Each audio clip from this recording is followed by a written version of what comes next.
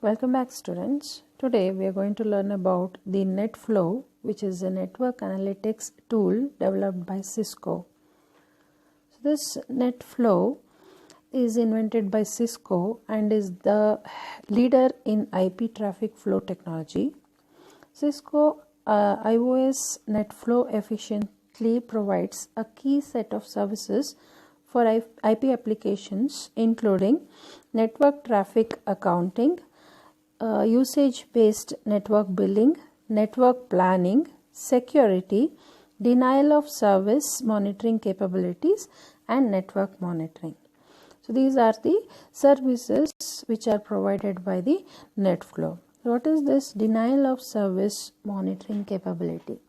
So denial of service is a cyber attack in which the perpetrator seeks to make a machine or a network resources unavailable to its intended users by temporarily or indefinitely disrupting resources of host which is connected to the internet.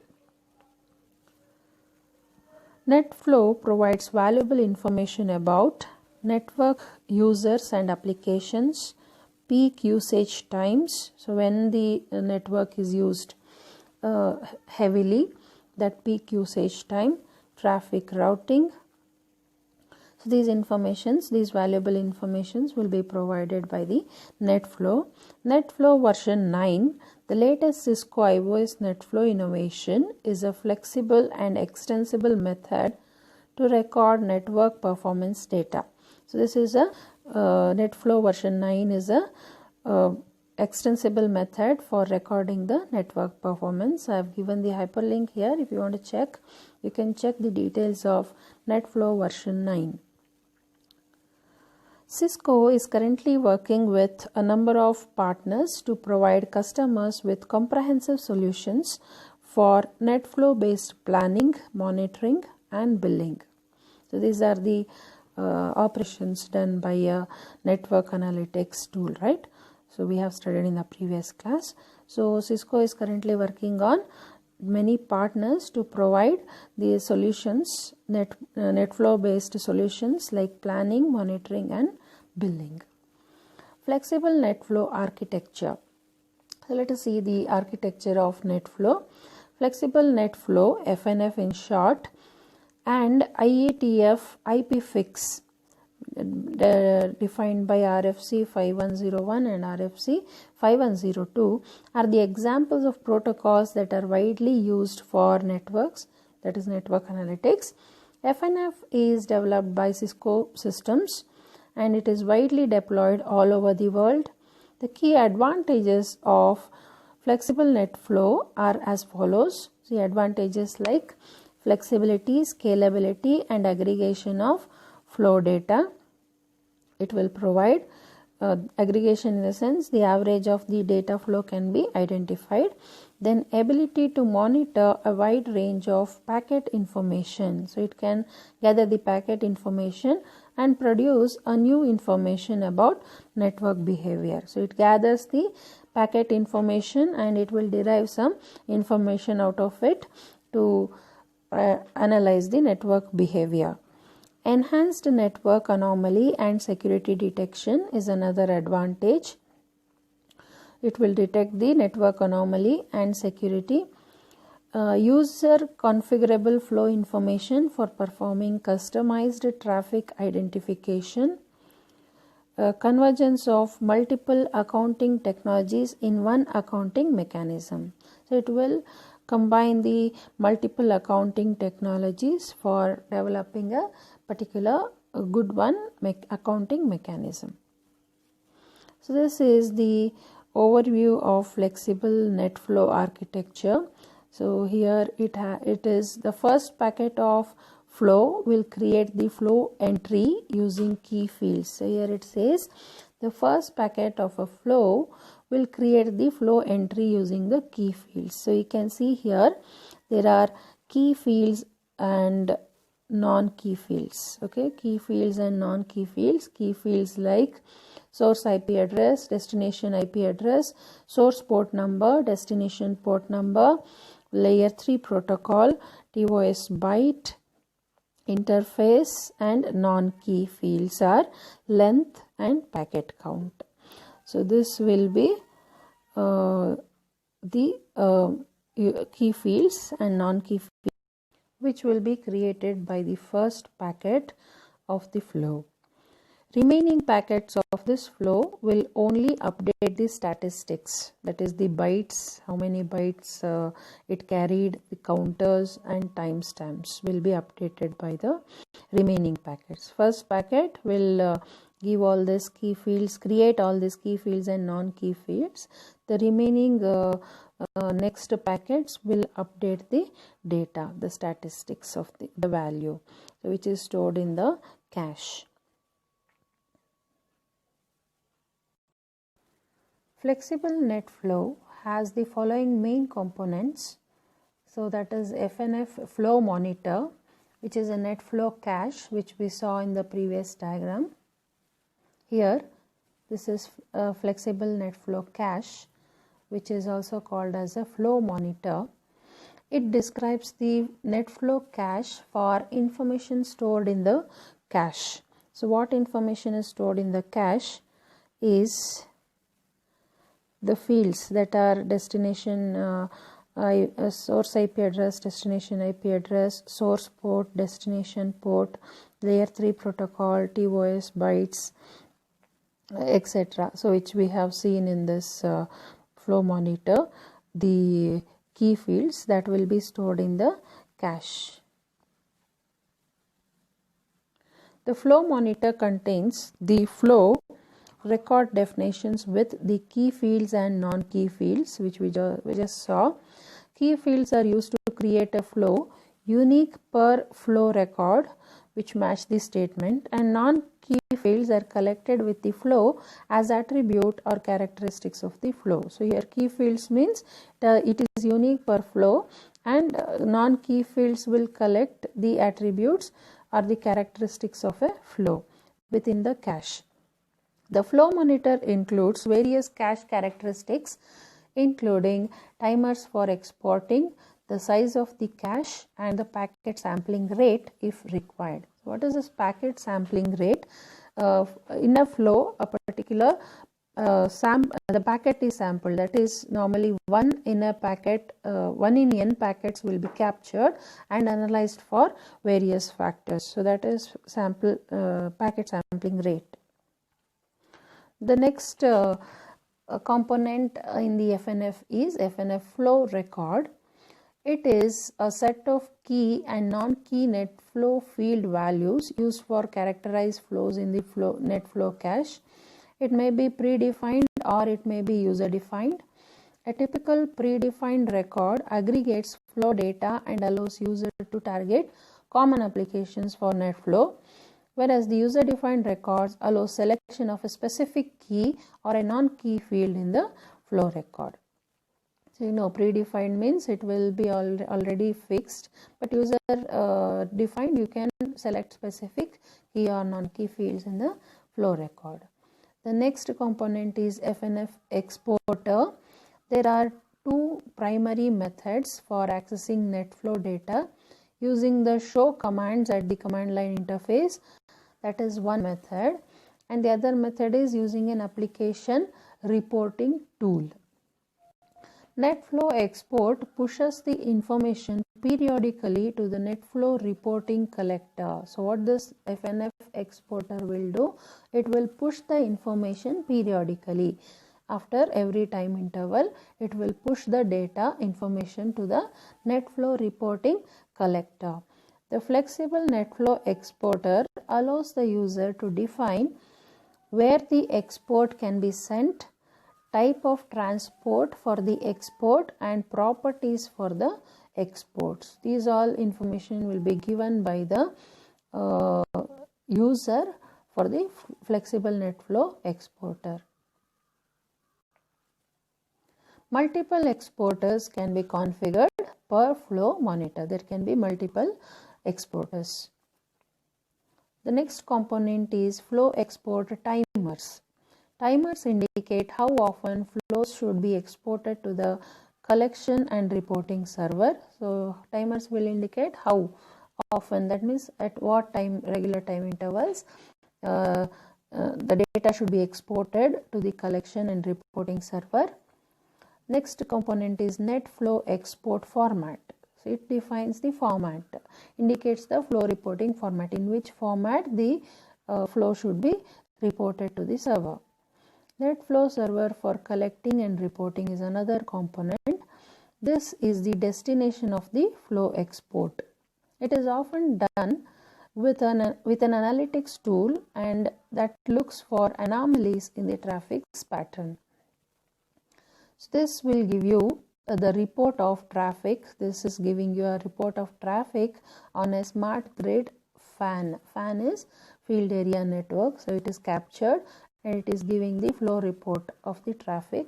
So here you can see the SCADA is giving you the report. Like here, this is the daily max traffic, it is recorded, and this is the daily min value it has recorded. So these are all the meter readings. So this graph will tell you the report of traffic on a smart grid fan. Here I have given a video to summarize all the concepts what we studied just now. So let us watch the video. Hello, my name is Mike, and in this video I'll provide a basic overview of the topic, what is NetFlow? This presentation is important because it provides the foundational basics necessary if you want to understand many of my other training videos. So what is NetFlow? When a packet enters an interface that the router hasn't seen before, it will decide whether or not to route the datagram, and if it forwards the datagram, it will make an entry in the flow cache on the router based on matching criteria in the packet. The flow cache entry contains things like the destination and source IP addresses, the destination and source ports, the source interface, the protocol, the bytes, and some other details are all entered into the flow cache. The packet is then routed out the destination interface. As the following packets that match an existing flow entry come into the router, the byte and packet counters keep incrementing for each additional datagram until the connection between the hosts involved in a flow is torn down. So packets that enter the router that don't have a matching flow entry are first determined to be routable, and if they are accepted, they are then forwarded after a flow cache entry is made. A flow cache can contain hundreds of thousands of entries, and in some cases into the millions. Now when the flows expire, they are exported off to the NetFlow collector, which will constantly analyze and archive the flows for future reference.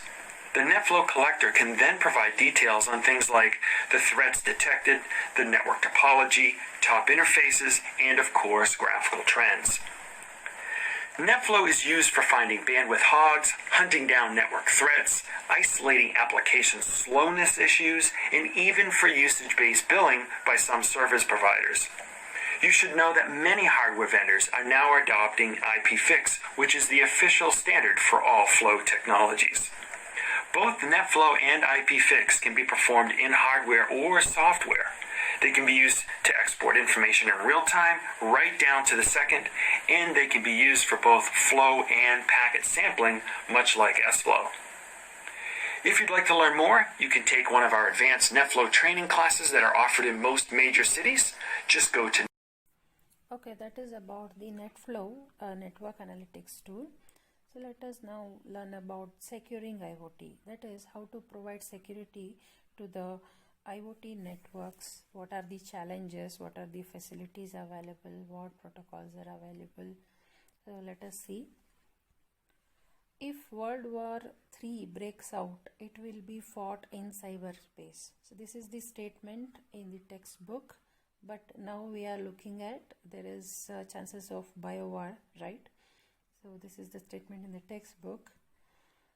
That means there is a huge security threat. This statement means to say IoT brings more systems under the umbrella of network connectivity, like electrical grid and powers of our world, the lights that control the traffic in a city, the systems that keep airplanes flying in an organized and efficient way, isn't it? So these are all in an umbrella of the IoT network. So now you just by looking at these examples, you might have understood how the security of IoT is important, how much it is important.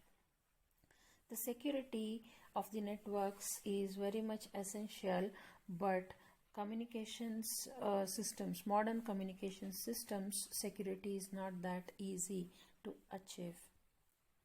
The information technology environments have faced active attacks and information security threats for many decades, isn't it? So we have seen the information is lost, money is lost from the accounts, so many other security issues we have encountered.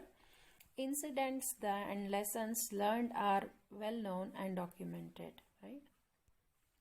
Operational technology OT environments were traditionally kept in silos and had only limited connection to other networks. So we have seen that IT has not entered OT much. So it is yet to enter. So the OT is having limited connection with the other networks. Thus, the history of cyber attacks on OT is little less than the attacks on IT. Security in OT world also addresses a wider scope than the IT world, isn't it? So if any security issues are happening on IT, some information may be lost, some money is lost.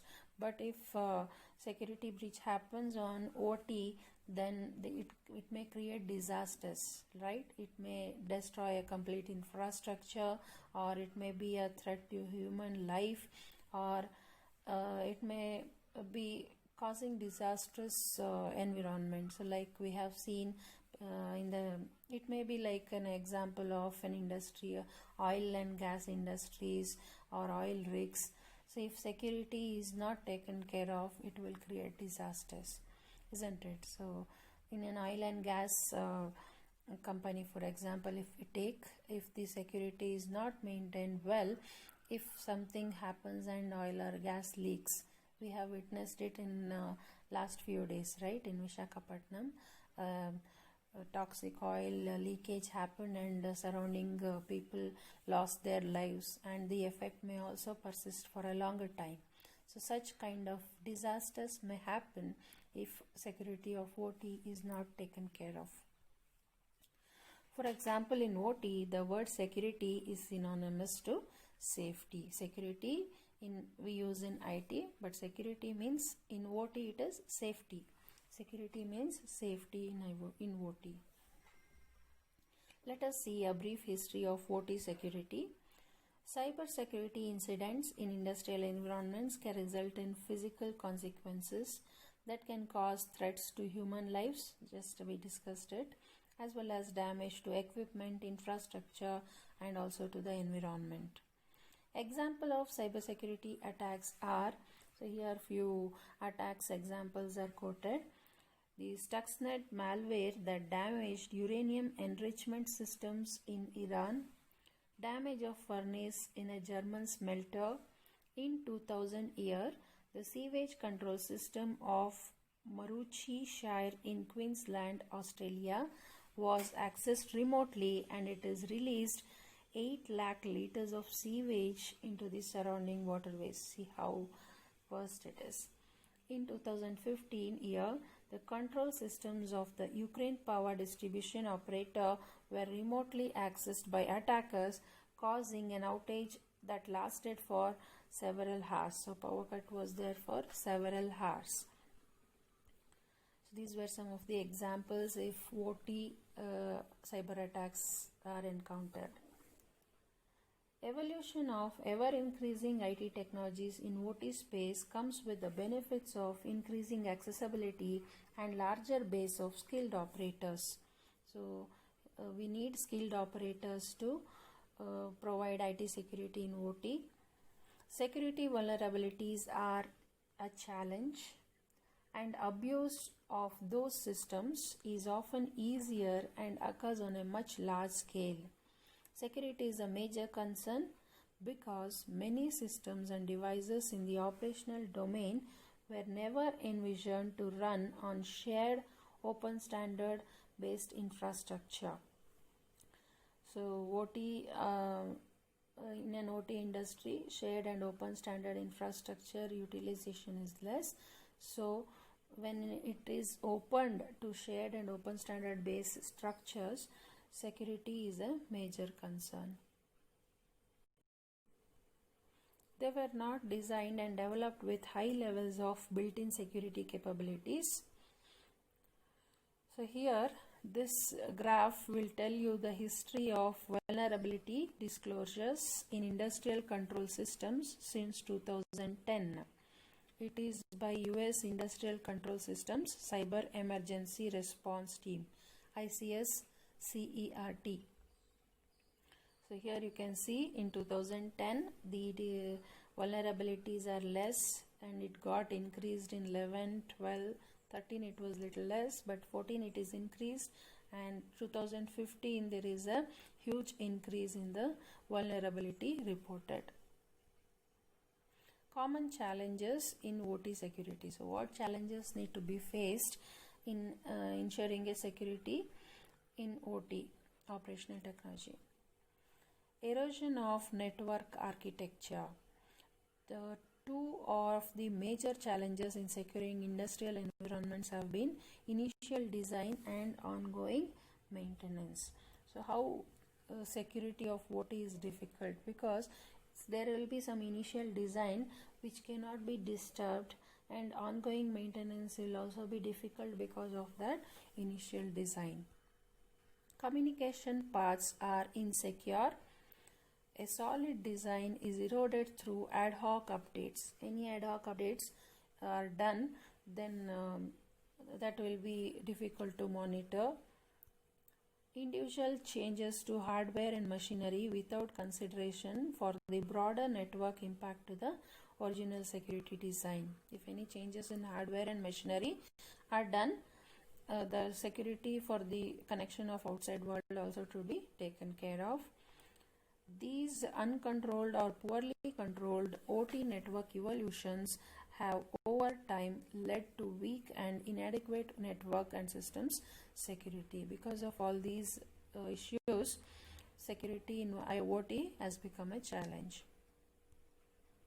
Also because of pervasive legacy systems. This we have already discussed when we were discussing about OT, right? So due to the static nature of long life cycles of equipment, because the equipments and machinery which are used in OT are huge, so huge investment have been made on that, so that cannot be replaced, right? So they have also long life cycles. Many operational systems are legacy systems. From a security perspective, this is dangerous as many devices may have historical vulnerabilities or weaknesses that have not been patched and updated. So already some issues may be there which is not noticed and not updated. Patches are not even available due to the age of the equipment. So equipments are also old, so it is difficult to identify the patches too. Their communication methods and protocols may be generations old. So the methodology what they are using for communication and the protocols, and also we have seen most of the OT are using IPv4. So they are generations old and must be interoperable with oldest operating entity in the communications path. So backward compatibility must be there, so they might not have changed the technology.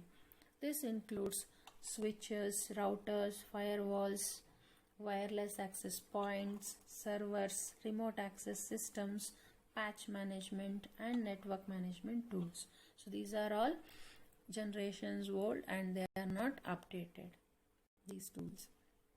All of these may have exploitable vulnerabilities because there is no updation. So they have exploitable vulnerabilities and they must be protected. This is again a challenge. Then another challenge is insecure operational protocols. Many industrial controls protocols were designed without inherent strong security requirements.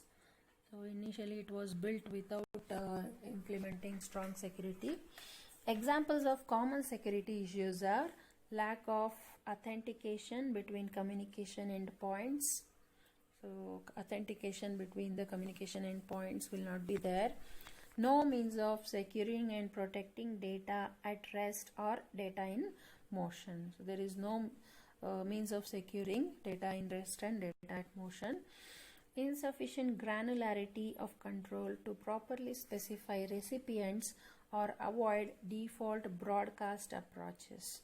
So to identify the recipient, there is insufficient granularity, and also to avoid broadcast approaches, default broadcast approaches, difficult. The structure and operation of most of these protocols is often publicly available. So as they are publicly available, security becomes an issue. Thus, it becomes relatively simple to compromise the protocols themselves and introduce malicious actors. So intruder will take advantage of this and will be a threat to the security, that may use them to compromise control systems that could lead to undesirable impacts. The common industrial protocols and their security concerns. So some of the protocols used in industry are Modbus. So commonly it is found in many industries such as manufacturing environments, and has multiple variants like serial TCP/IP protocols. This Modbus is created by Modicon and has been in use since from 1970. One of the most widely used protocols in industrial deployments, the Modbus is governed by the Modbus organization.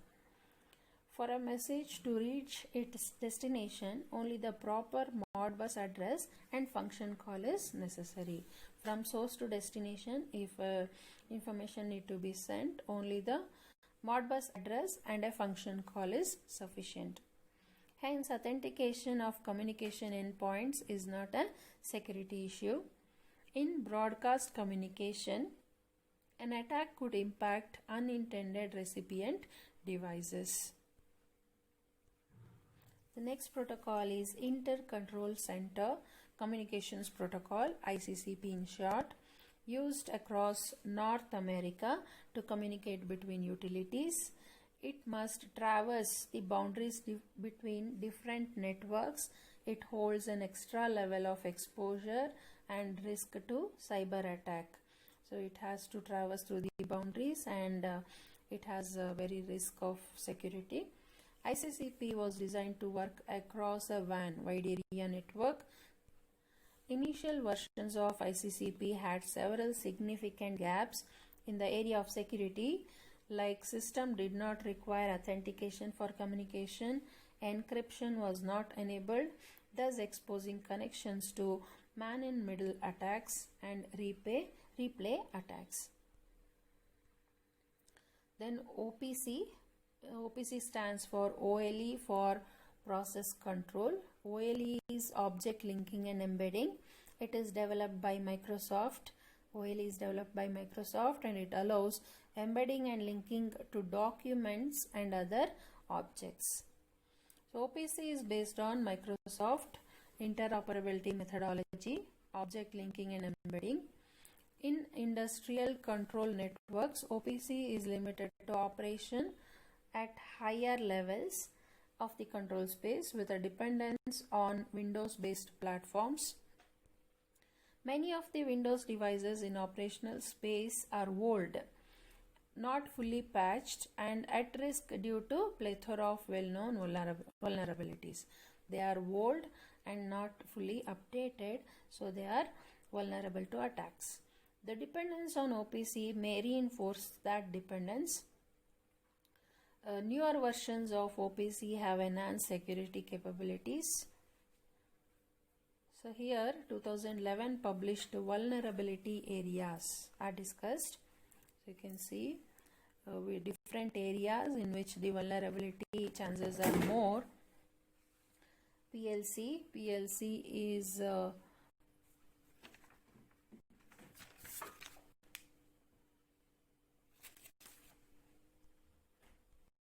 PLC is programmable logic controller, multi-vendor config management system, HMI is human machine interface, historian, data logging, communications. So, and the levels of the vulnerabilities you can see in these areas, and the much highest vulnerability is in the area of management system and in human machine interface.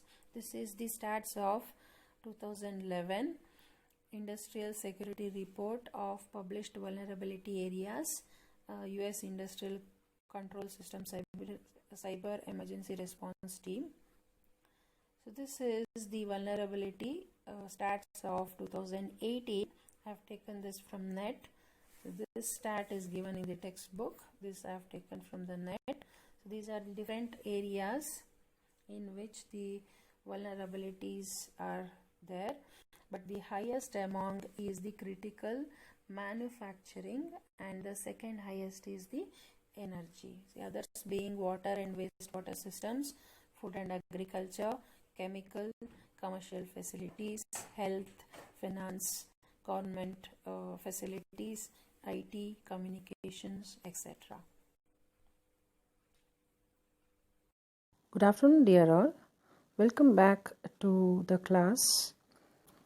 In the previous class, we have studied some of the challenges in OT security, like erosion of network architecture, pervasive legacy systems, insecure operational protocols like Modbus, ICCP and OPC.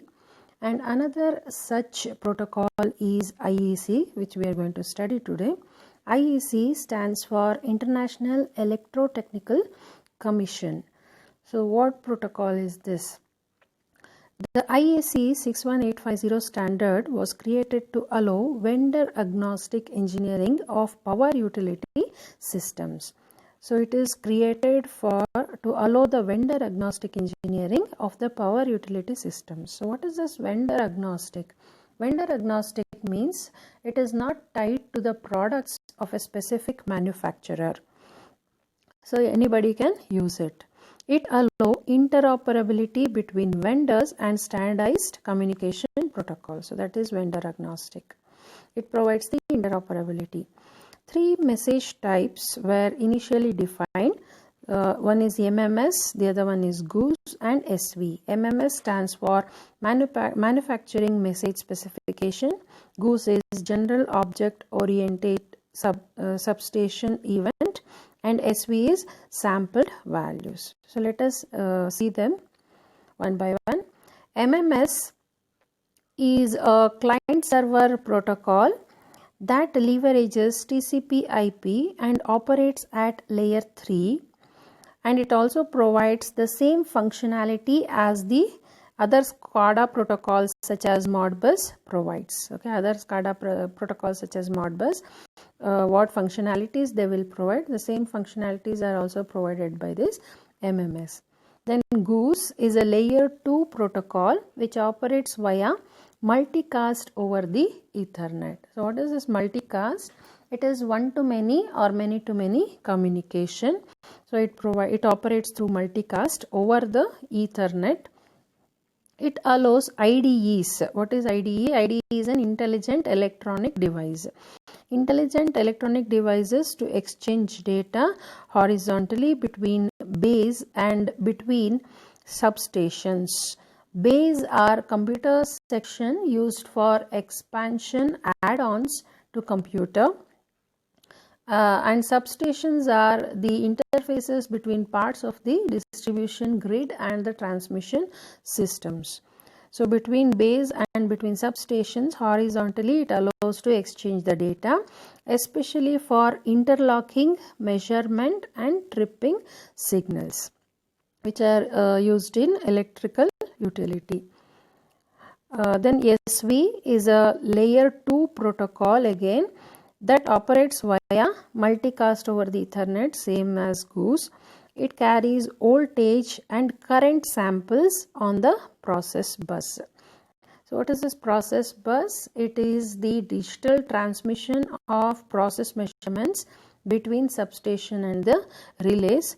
So this SV carries voltage and current samples on that process bus.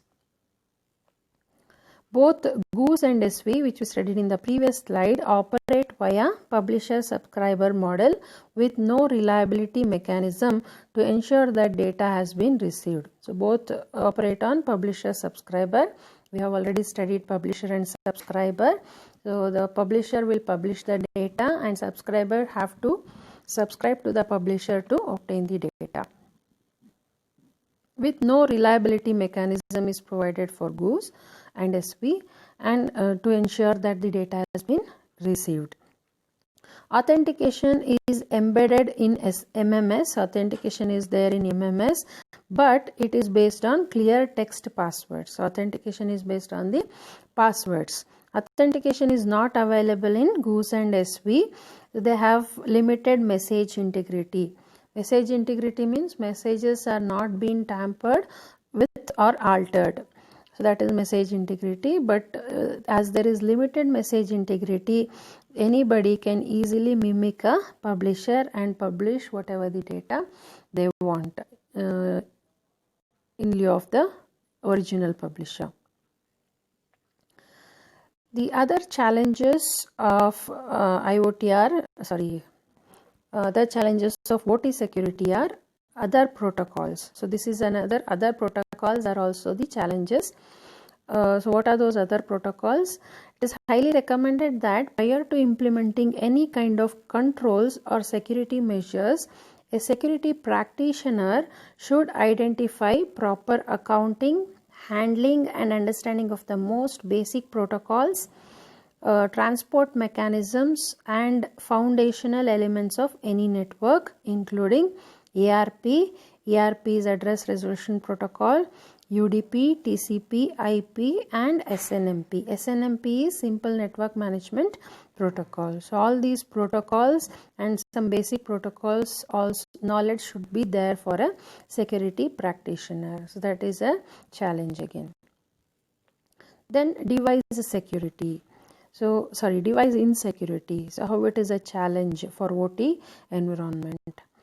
Control and communication elements of legacy systems have a history of vulnerability, isn't it? Communication in the legacy system have vulnerabilities. First, many of the systems utilize software packages. The first one is many of the systems utilize software packages that can be easily downloaded and worked against. So first vulnerability is that many of the systems utilize the software packages that are easily downloadable. The second one is that they operate on common hardware and standard operating systems such as Microsoft Windows. The platform used is very common platform like Microsoft Windows. The third one is Windows and the components used within those applications are well known, isn't it? So it is user friendly and it is very well known. It is popular to traditionally IT focused security researchers. So anybody can hack the device, but because they know the platform and their functionalities, hence a device insecurity is a challenge. Tools that are long been in place are sufficiently adequate to breach the target's defenses. So already which are in use are sufficient to breach the target defense attacked. There is little need to develop new tools or techniques. So there is a need to develop new tools or techniques which are hard to crack. The other challenge is dependence on external vendors. So external vendors, direct and on-demand access to critical systems on the plant floor or in the field are sometimes written directly into contracts. So when there is a contract between the vendor and the manufacturer, so these details are there in the contract, right? Critical systems on the plant floor or in the field, they will be written on the contract and required for valid product warranties. This benefits the vendors. So because of those things on the contract, it will benefit the vendor, so that the vendors can remotely manage and monitor the equipment from a remote place. So remote access is available to the vendor on the system, and any operation, any illegal activities can be incorporated by the vendor on the OT environment. That is a challenge. But contract failed to address questions of shared liability for security breaches or processes to ensure communication security. So what contracts they are using with the vendor only will be having the functionalities, but they will be failing to address the questions of shared liability and security breaches. If those are also added in the contract, so it will be helpful for the OT environment. Then security knowledge. So this is also a challenge. In industrial operation space, the technical investment is of primary concern compared to security. So in OT environment, technical investment is a major thing, but they will not give primary importance to the security. So it is seen less investment in security relative to IT counterparts. So they'll be investing more on the technical part of the OT, but they will be investing very less for the security. According to the research firm Infonetics, the industrial firewall market in 2015 was only approximately 4%. The size of the overall firewall market, there is only 4% which is invested on the firewall.